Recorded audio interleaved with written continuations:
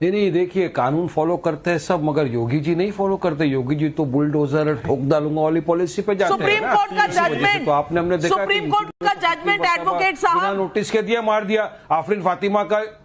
आफरीन फातिमा का जो घर को उजाड़ दिया वो तो बिना नोटिस का था, तो दूसरे के नाम पे था, उसके घर को उजाड़ दिया था। आप कहां हो? तो बुलडोजर का पॉलिसी पे देश नहीं चलता, देश संविधान से चलेगा, कानून से। अब बात नंबर 2, आपने एक बहुत अच्छी बात की नाविका जी के झोपड़े नहीं होने चाहिए, ऐसा इस तरह से लोग नहीं रहना चाहिए। बिल्कुल नहीं होना चाहिए। किसी को भी पसंद नहीं है कि उसके बूढ़े माँ बाप या वो खुद एक छोटे से झोपड़े के अंदर रहे जिसके अंदर सारी फैसिलिटी नहाना धोना बाहर हो, किसको पसंद नहीं। लेकिन क्या किया जाए, देश का अनइक्वल डिस्ट्रीब्यूशन ऑफ वेल्थ है। 85% वेल्थ अगर अपर कास्ट के पास चले गई है तो बेचारा गरीब तो गरीब ही रह जाएगा, अमीर तो अमीर होता जाएगा। अडानी अंबानी को तो कोई फर्क नहीं पड़ने वाला। लेकिन वाकई में अकबर नगर में जो लोग रह रहे थे इतने वर्षों से, जिनके व्यवसाय को, जिनके घरों को उजाड़ के फेंक दिया, उनको 100% फर्क पड़ने वाला है। या आपने मध्य प्रदेश के मंडला के अंदर जिन 11 मुसलमानों के घरों को तोड़ दिया, तो सुप्रीम कोर्ट ने यह भी नहीं कहा था कि जाकर किसी मुसलमानों के घर को तोड़ दो। आप जाकर सुप्रीम कोर्ट के इस पे नहीं हुआ था, वो वहां पे हुआ है सिर्फ इस शक की बुनियाद पर कि वहां पर उनके घर के अंदर इनको कुछ ऐसा लगा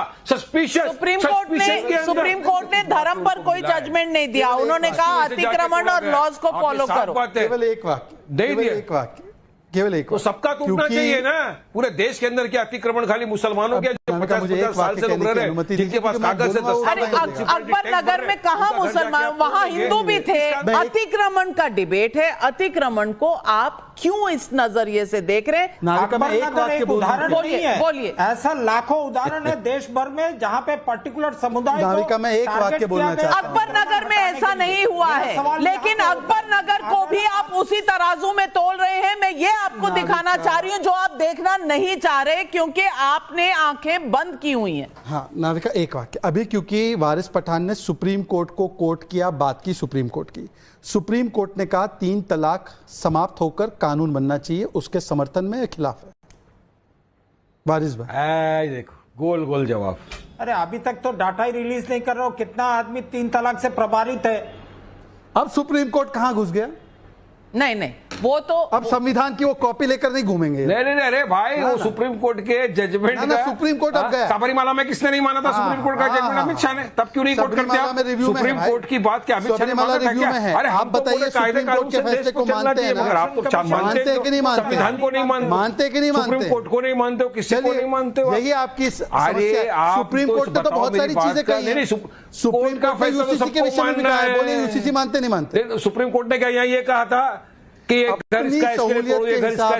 क्या सुप्रीम कोर्ट ने इस जगह पे घर तोड़ने के लिए कहा कि उनके घर पे वहां पे पब्लिक के सवाल सुन लीजिए। सवाल पब्लिक का शो है और पब्लिक ही आपको बनाती है जो आप बनना चाहते हैं। तो संदीप सिंह का बेतिया बिहार से सवाल है। मेरा सवाल बीजेपी से है कि ये कार्रवाई आपने नतीजों के बाद ही क्यों की?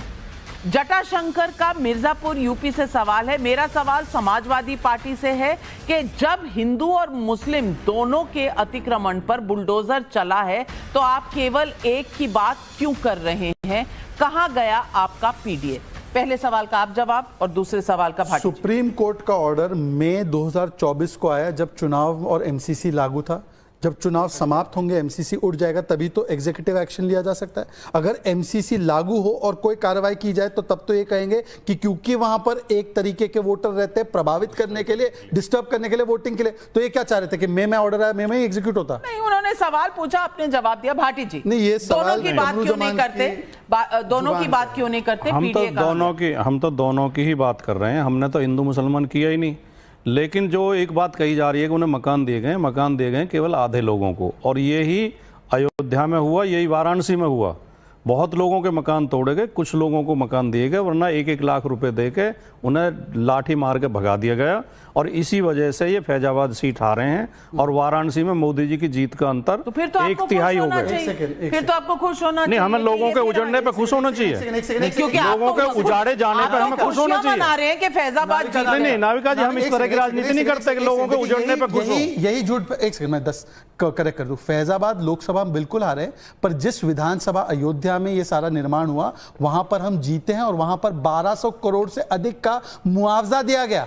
हम अयोध्या जीते हैं मान्यवर, झूठ मत बोलिए। और जहां 4 विधानसभा हारे वहां पर कोई कार्रवाई नहीं की गई थी, ना हटाने की ना किसी को बसाने की। तो प्लीज तथ्यों को तोड़ मरोड़ के पेश करें। जितेंद्र सिंह का अल्मोड़ा उत्तराखंड से सवाल है, अगर गलत को गलत कहना ही गलत हो जाएगा तो सही के लिए क्या कोई जगह बचेगी?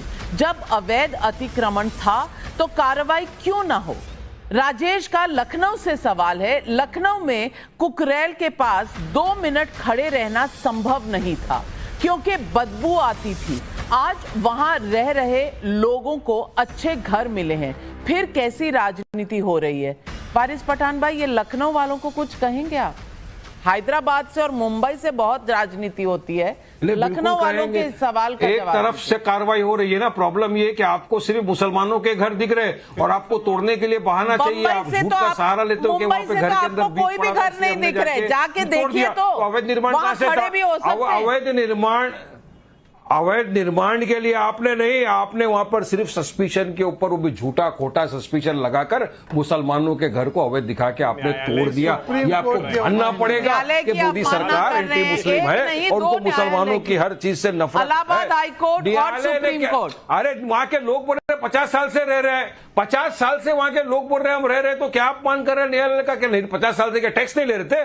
पानी आ रहा था फुकट का आ रहा था, इलेक्ट्रिसिटी फुकट क्यों वापर रहे थे? भी तो हजारों साल से था, कुछ नहीं हुआ। मंदिर भी तो हजारों साल से था, आपको सिर्फ सस्पिशन आया, हजारों साल से था। सस्पिशन आपके दिमाग में आया कि ये मंदिर तोड़कर कुछ और बनाने की इजाजत कैसे मिल गई आपको? मंदिर तो हजारों साल से था, मंदिर हजारों साल से था। अगर पुरानी चीज होने से क्लेम हो जाता है तो मंदिर हजारों साल से था। बोलो मंदिर सही बना, बोलो मंदिर सही बना, बोलो मंदिर सही बना। और अयोध्या में जीत करने वाले वो बोले मंदिर सही बना। अरे मंदिर सुप्रीम कोर्ट के आदेश से बना है, तुम लोगों ने क्या बना?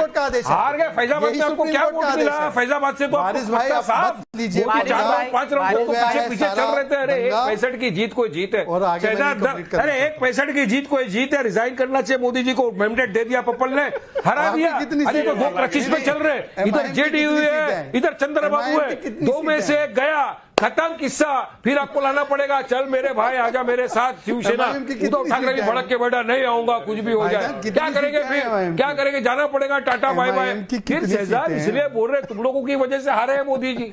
तुम लोग उनके प्रवक्ताओं ने इतना गलत फैलाया, 400 पार। अरे 400 पार किधर 300 में अटक गए, क्या हो गया? समझ में आ गया ना? तो फिर अभी तो सुधरो, अभी भी नहीं सुधर देगा। लेकिन आपको मुसलमानों के लिए तो जो नफरत है और सबका साथ सबका विकास, अभी से बोलना बंद कर दो शहजाद। सिर्फ जुमला जुमला जुमला।